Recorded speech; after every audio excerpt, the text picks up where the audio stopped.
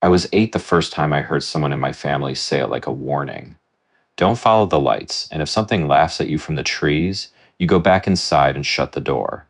They said it with a smile, like it was just an old country superstition, something from grandparents and storybooks, but they never quite laughed when they said the word fairies. Hey folks, this is Phenomenon. Thanks for joining me again. Tonight's our story is about fairies, not the Tinkerbell type that we've grown up with in Disney stories. These are entities that have probably been around since before we existed. They're not always helpful, they're definitely not nice, and they're not things you want to mess with. I hope you enjoy this, and I hope you leave comments and let me know what you think. Thank you.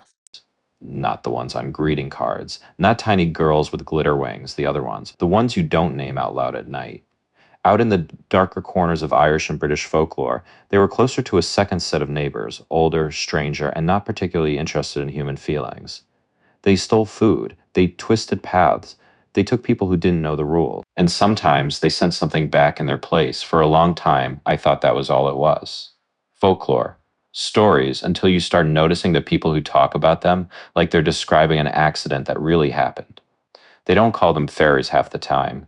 They say the small ones, the good neighbors, or they just say something in the trees, and their stories don't sound like children's tales. They sound like encounters.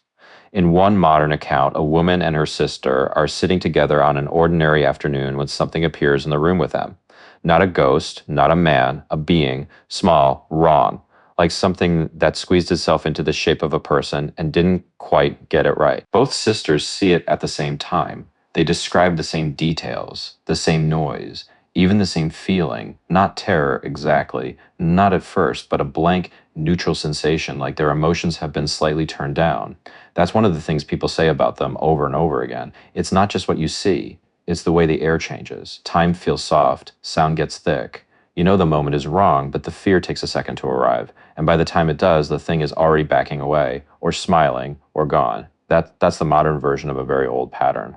In older stories, they don't always come inside. They wait just outside the circle of human light. In a lot of Irish and Welsh tales, there's a hill, or a ring of mushrooms, or a single twisted tree in a field that nobody touches. You don't cut it down. You don't build on it. You, you don't even point at it sometimes. They call it a fairy tree, a fairy ring, or just the place. You can still find people who won't drive a road through one, who won't park a tractor next to it, who cross the field a different way even if it takes longer. Because the stories about what happens if you don't are not cute. They talk about people going missing for what feels like an hour and coming back to find days or years gone. They talk about music no one else can hear, colors that don't look like anything on this side of the world, and time that does not behave. A lonely shepherd steps into a ring of dancers and finds himself in a palace of light and gardens, feasting and drinking with beings who look almost human, but not quite. When he comes back, the world has moved on without him.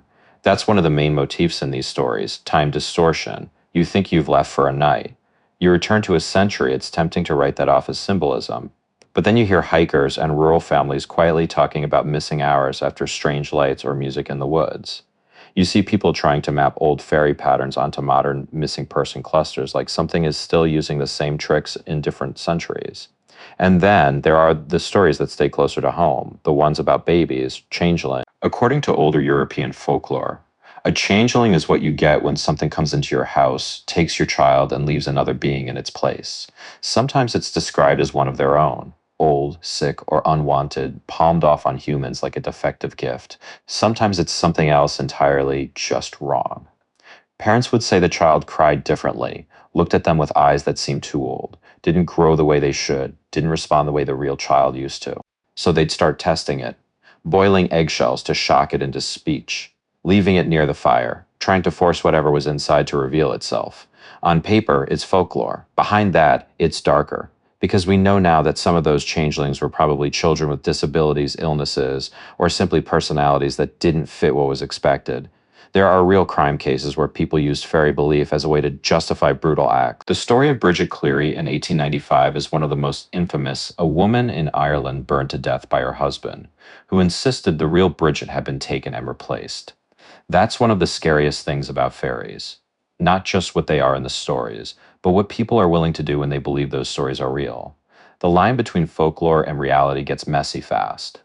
But that's where the subject belongs anyway, on this seam, half in this world, half in the other. So what are we actually dealing with?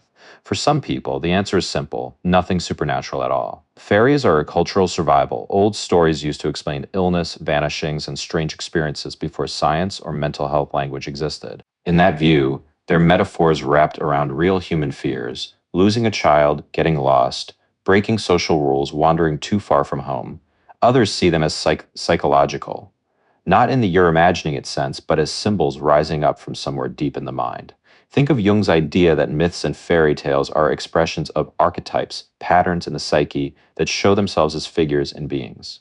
Under that lens, an encounter with the fair folk is really an encounter with some part of yourself that doesn't speak in plain language. Then there's a theory that pushes them right into UFO territory. Researchers like Jacques Vallée and John Keel pointed out that a lot of fairy encounters sound disturbingly like modern reports of non-human entities and UFO occupants.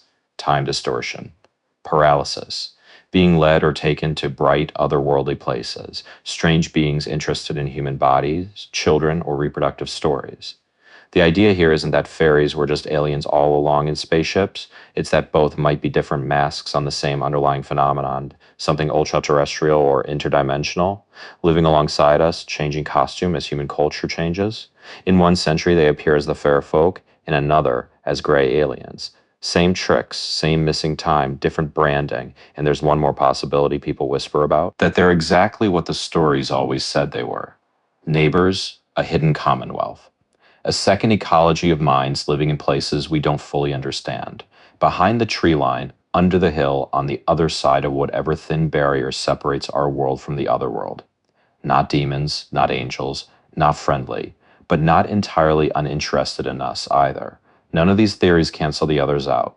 They swirl around the same campfire. Maybe some encounters are folklore and fear. Maybe some are psychological. Maybe some are something else that our brain dresses in the closest available costume: wings, lights, little people in green, tall beings in shining craft.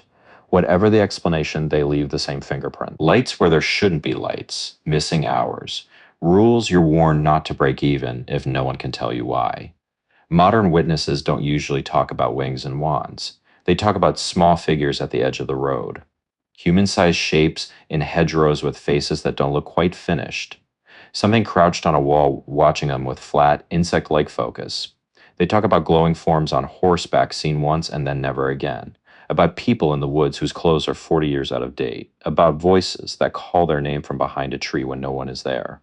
Sometimes the encounters feel playful, sometimes they feel like a warning. Sometimes they feel like a test, the way a fox might watch you from the edge of a field and decide whether you're worth bothering with. And sometimes they feel like a negotiation. One step forward, one step back. How far will you go? Even in the more careful, research-heavy projects that collect modern fairy sightings, there are certain patterns that keep resurfacing, multiple witnesses seeing the same thing at once. A being that looks mostly solid, but its edges blur, like it's trying to hold itself together in the wrong place. A strange sound, like something squeezing into the room from somewhere else. And the feeling afterward that the atmosphere has shifted, like the house or the field is not quite the same as it was before. These are not people trying to sell a children's book. They're often reluctant to tell the story at all. They use phrases like "I'm not crazy" and "I know how it sounds" a lot. That's the same language people use for UFOs, for ghosts, for anything that leaves marks on them without leaving marks on camera. Maybe that's the most unsettling thing about bringing fairies into a modern paranormal channel. You start off thinking you're talking about something quaint and old-fashioned. You end up in the same room as high strangeness, missing time, and entities that seem more like extra-dimensional neighbors than storybook sprites. So what do you do with stories like this? Maybe you accept that in some places you don't point at certain trees. You don't step into certain circles. You don't follow strange music over the hill, no matter how familiar it sounds. Maybe you remember that fairy used to be another word for something dangerous and unpredictable, living just past the line of your porch light. Something that didn't need to be big or loud to change your life. Or maybe you just keep this in the back of your mind the next time you're out in the countryside, and the path you know perfectly well suddenly doesn't look right. When your phone battery dies all at once, when the woods go too quiet, or when you see a light ahead that seems to be waiting for you to decide. Because the old advice hasn't really changed. Don't follow the lights. Don't eat what they offer. Don't step into the ring. And if something at the edge of the field laughs in a language you almost understand, you turn around, go back inside, and shut the door before they decide to take offense or take something else. Hey everyone, this is Phenomena. Hope you enjoyed this story. If you're liking this new format, please leave a like, subscribe, and give me some comments on some ideas for some new videos you'd like to hear about. As always, stay curious, stay safe, and stay spooky. Good night.